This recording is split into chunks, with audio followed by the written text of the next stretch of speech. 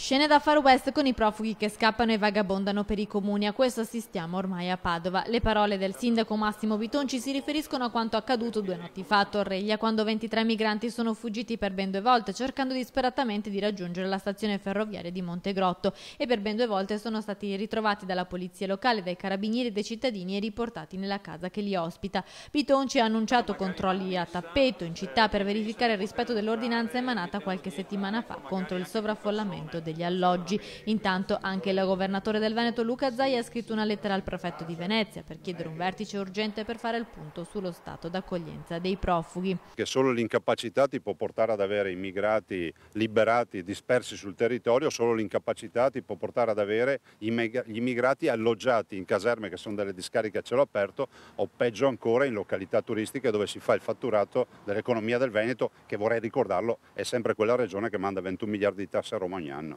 È vergognoso e scandaloso che il governo prometta allentamenti del patto di stabilità rispetto ai profughi.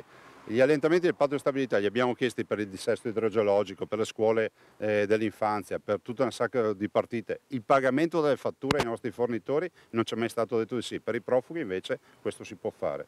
L'accoglienza in Veneto gestita dalle prefetture è stato calcolato che vale 31 milioni di euro per l'anno in corso. La prefettura di Padova nel bando del marzo del 2015 ha stanziato 1.872.000 euro, prevedendo l'arrivo di 250 profughi da giugno a dicembre.